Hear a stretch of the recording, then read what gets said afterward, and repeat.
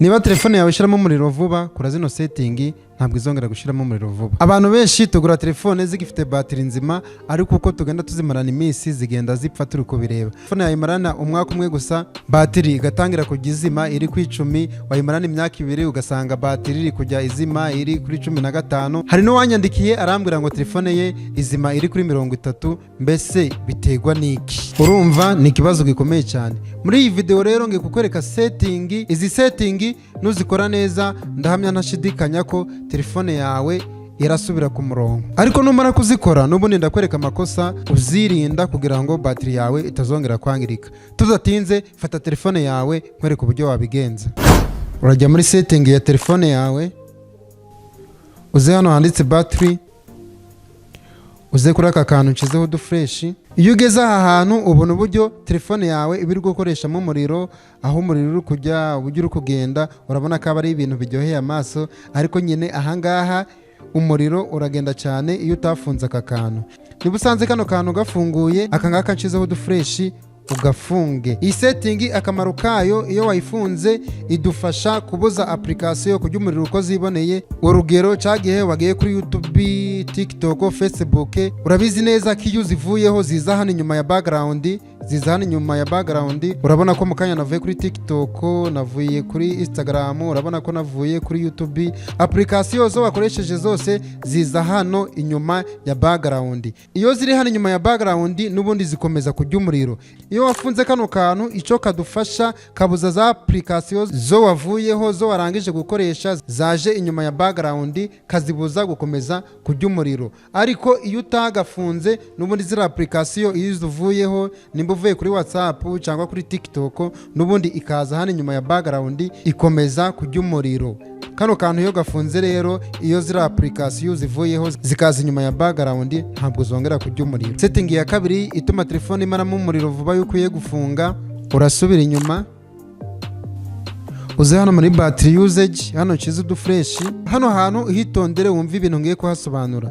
Ahangaha icyo batwereka application, bakwereka application bakoresheje uwo munsi zariye umuriro cyane. Noneho bakakwereka izo application n'umuriro ziri gukoresha ku 100. Urabona yaje ku mwanya wa mbere ni Instagram, yakoresheje 11%.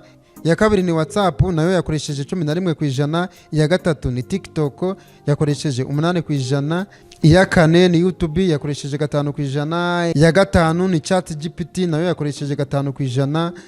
Ya gatandatu ni application ya call yo guhamagariraho, yakoresheje 4%. Urabona ko Facebook yakoresheje 3%. Muri make hano muri battery usage bakwereka application zakoresheje umuriro cyane. Icyo tugiye kureba aha hantu rero, hari igihe ujyamo ugasangamo application zakoresheje umuriro kandi utigeze uyikoresha. Urugero nkaje nk'iyi application, iyi application ya gatatu duturutse hasi yitwa Pixel Launch, yakoresheje umuriro cyane kandi ntinigeze nyikoresha. Urabona ko yakoresheje umuriro wa 3% kandi ntinigeze nyikoresha. N'iyi CapCut uyu munsi ntinigeze nyikoresha, ariko nayo urabona ko bari kunyereka ko yakoresheje 2%. Icyo tugiye kureba hano rero, nimba usanze harimo application ijya umuriro cyane ariko utayikoresha, urayinjiramo ukore zino setting ngiye kukwereka. Urugero nk'iyi ngiyi naberetse ijya umuriro ariko ntayikoresha, ndayinjiramo. Iyi ngiyi nawe niba hari iyo ubonye ijya umuriro utayikoresha, yinjiramo tujyane. Nitugaramo turasangamo utu dusetting dutatu. Wumve neza buri jambo ngiye kugenda ngusobanurira uburyo iyo urisetinzeho rikoreshamo umuriro. Application isetinze kuri ijambo rya mbere iba yemerewe gukoresha umuriro uko yiboneye, ndetse n'inyuma ya background, bya bindi nakweretse inyuma ya background uko nguko. Bisobanuye ko iba yemerewe gukoresha umuriro cyane uko yiboneye ndetse n'inyuma ya background nkuko twabibonye.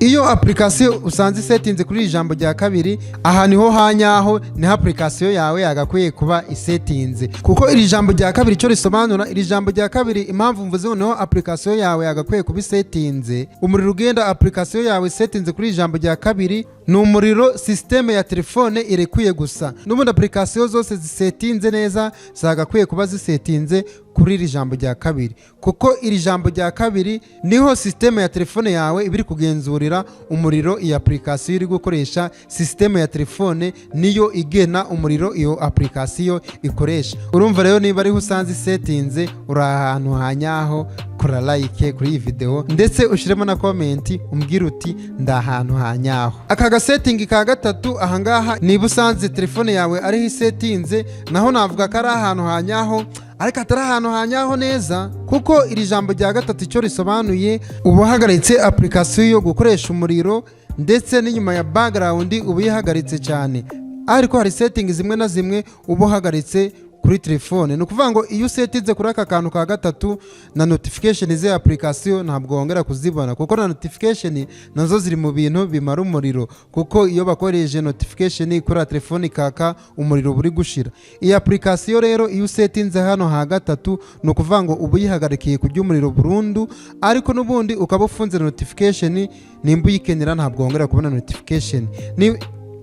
Niba application rero uri kubona niba application rero uri kubona utayikenera cyane ariko ikaba ifite umumaro muri telefone, wasetinga kuri aka kantu ka gatatu ntizongere kumara umuriro. Ndakeka tuno dusetting ko ari dutatu umaze kumenya icyo dusobanuye. Tugiye gusubira inyuma turebe n'izindi application ziturira umuriro ariko tutazikoresha, nazo tuzisetinge tuzifunge ntizizongere guturira umuriro. Cyangwa nidusanga zisetinze kuri aka kantu ka mbere, hano twabonye ko application iba yemerewe gukoresha umuriro mwinshi ndetse n'inyuma ya background, kuko nkanjye izo mbonye zose akenshi zimfitiye umumaro, uretse iyi ngiyi ngiye gusetinga hano hanyuma ntizongere kujya umuriro niyo ntakoresha cyane. Ariko wabonye ko harimo TikTok, WhatsApp, Instagram n'izindi, tugiye kuzisetinga tuzishyire kuri aka kantu ka kabiri hahandi twasanze ziri ahantu hanyaho, kuko zo dusanzwe tuzikoresha. Ni ukuvuga ngo tuzisize hano ku ka gatatu ntabwo twazongera kubona notification, kandi tuzishyize kuri aka kantu ka mbere zajya zikoresha umuriro uko ziboneye.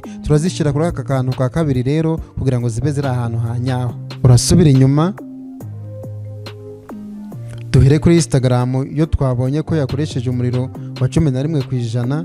Ikindi kintu uyu muriro bakwereka iyi application iba yakoresheje, bakwereka n'amasaha ashize iwukoresheje. Ni ukuvuga ngo iyi application uyu muriro wa 11% ahangaha bari kutwereka ko ari amasaha 4 n'iminota 12. Ni ukuvuga ngo aya masaha ashize niyo yagiyemo uyu muriro wa 11%. Ni ukuvuga ngo application uri gukoresha cyane niyo ibiri kujya umuriro, urabyumvishe neza. Application uri gukoresha cyane niyo ijya umuriro. Nimba uri gukoresha YouTube iraza ku mwanya wa mbere muri iki gihe uyikoresheje, nimbara ari iminota 40, nimba ari isaha, bahita bakwereka umuriro wakoresheje. Aka kantu nako n'akingenzi mu gihe urangije gukoresha application, ujye uza hano muri battery usage urebe igihe umaze kuri iyi application, urebe n'umuriro yakoresheje. Dukomeze setting yacu tujye muri Instagram turebe nimba setinze neza. Turinjiramo, urabona ko Instagram isetinze kuri ka kantu ka kabiri. Instagram nayo iri ahantu hanyaho.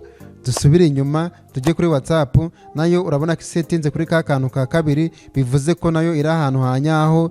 Twongere dusubire inyuma tujye kuri TikTok, nayo urabona ko isetinze kuri ka kantu ka kabiri, nayo iri ahantu hanyaho. Izi setting za battery usage telefone yo iva mu iduka ariho setting ziri, ariko urabiza abenshi dukunda gukoresha telefone twaguze, hari gusanga umuntu yarayihinduye agashira nk'ahandi inyuma akayibuza wenda gukoresha umuriro burundu, ugasanga ntawe uri kubona notification. Wenda nkatwe dukoresha YouTube channel, TikTok, Instagram ntago washira hano hanyuma, kuko hano hanyuma ubu yikupiye nizongere kujya umuriro, ariko ntiwibagirwe yuko na notification ubu utazongera kuzibona. Ukomeze ucekinga application zawe zose urebe nimba ziri ahantu hanyaho, cyangwa iyo uri kubona ikurira umuriro utayikoresha uyisetting hano hanyuma nkuko twabivuze. Indi setting ya gatatu urakora, n'ubundi turacyari hano muri setting ya telefone. N'ubundi urasubira inyuma, wongere usubire inyuma ugaruke muri setting, uscrolling umanuke gatoya, ushaka hano handitse location, hano chizu du fresh uhakande, umanuke ukande hano handitse location service, uscrolling umanuke ureba hano handitse wifi scan, uhinjire ufunge kano kantu kanditseho wifi scanning. Aka kantu nako kari muri setting zimara umuriro wa telefone ariko mu buryo utaruzi. Wongere usubire inyuma urebe na kano kanditseho bluetooth, nako ufunge kano kanditseho bluetooth scanning, nako gafunge, kano gasetting nako kari muri setting zikumarira umuriro mu buryo utaruzi. Kora subscribe nimba utarayikora kugira ngo nibutaha utazacikwa n'amasomo meza nk'aya ngaya. Kandi ndagushimiye kuri wowe wakoze subscribe, kandi ndagushimiye ku nkunga yawe, kuri like yawe, kuri share uri kugenda tugaragariza. I'm here for you.